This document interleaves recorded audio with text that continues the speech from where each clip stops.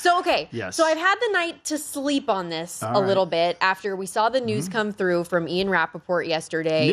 That was not news. That was an advertisement. Okay. Well, that was not news. That was an advertisement. The only thing missing was John Lynch's phone number at the bottom of the Twitter to call. It was an advertisement. So continue, please. Okay, after we saw the advertisement that the San Francisco 49ers are taking calls, reportedly, for quarterback Trey Lance. They're not picking up the phone and dialing themselves. No, they would never do but that. But they're taking the calls. They were taking calls, but they would never call, but they're taking calls. So you're not buying it. You're not buying it. Would you? Are you? Are you? All right, you're the 49er expert on this table. All right, so, like, what would you do with them? Like, who's calling? Who's calling? What? All right, tell me what game I need to go watch and study.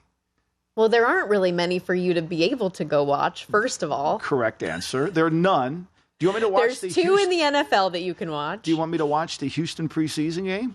Do you want me to watch the Chicago opener? The 2021 game that he played at North Dakota State? You want me to go watch that? I certainly can. I mean, this is an advertisement. This is where we want somebody, and we're not going to give them away either. And we're not trying to trade them, but if you're interested, call.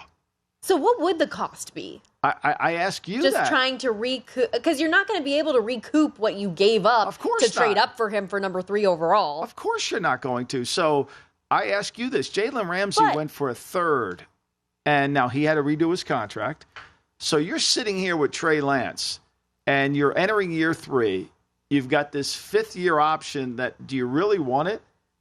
You don't even know if this guy could play. You know this. The only fact you do know is after that preseason game in Houston against Lovey's Tampa 2 coverage that they were going to open up and face in Chicago week 1, that Kyle Shanahan got on that plane and basically said, let's bring Garoppolo back. We need Garoppolo. We can't let him go. I mean, that's fact. You can't deny that. That's fact.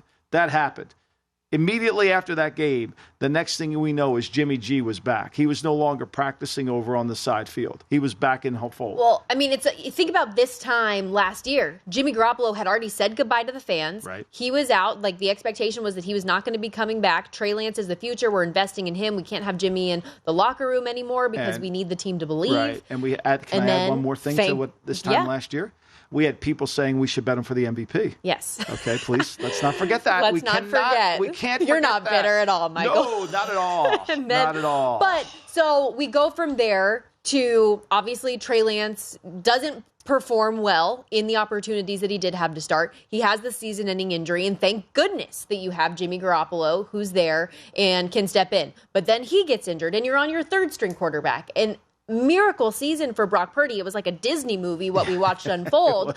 But then you're in a situation where you have Josh Johnson that you have playing quarterback with a Super Bowl on the line. And then he gets hurt. Yeah. So I personally would like to have 6 quarterbacks worth of quarterback depth because you never know what's going to happen in this QB room. I think Trey Lance is fine to see if you can continue to develop him behind the scenes. I don't think he's QB1. Brock Purdy has earned that job. But if he's injured, then what do? Do you give Trey Lance another chance? Or I know you would prefer to have Sam Darnold, who they brought in. But, mind you, Sam Darnold couldn't even get out of last preseason healthy. So and it's a struggle. You're asking me to calm down. You're asking me to calm down. I mean, that's a beautiful thing.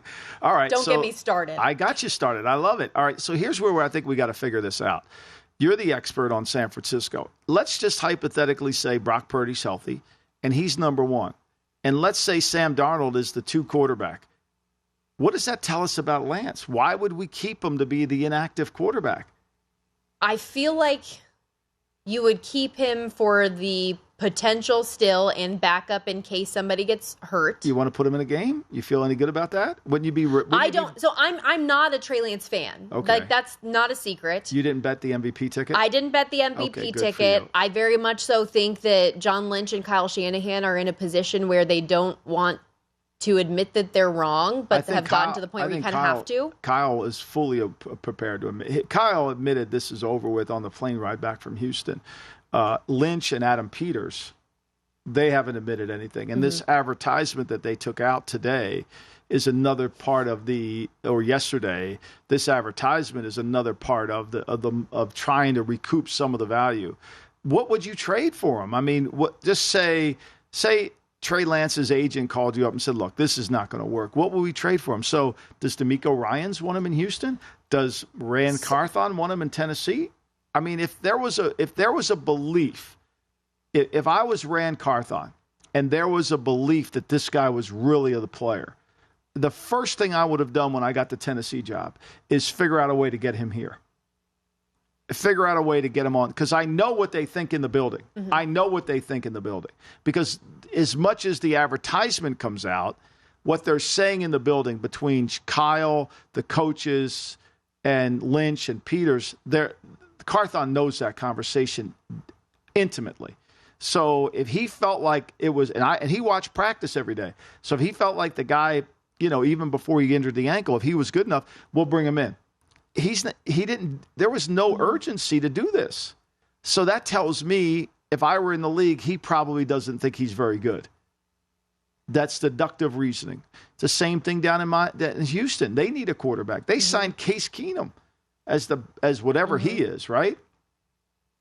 Well, and again, D'Amico Ryans very familiar with Trey Lance. Exactly. So if he were to want that, then he would know. But based on everything that is being said in the building, there wouldn't be a need for it. I also don't know which team is going to want to trade draft capital 7 days away from the draft for a guy like Trey Lance when you can draft a quarterback and get 5 years and get that option versus Trey Lance where you're getting 3. And so both of them are both are unproven, but right, one more so than the others. You have tape on Trey Lance in preseason games, and you have that Chicago Bear Rainfest game that was a disaster, which killed. Ugh.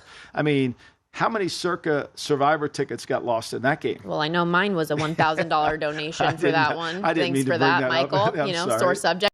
Go to VSiN.com/subscribe to become a VSiN Pro subscriber today.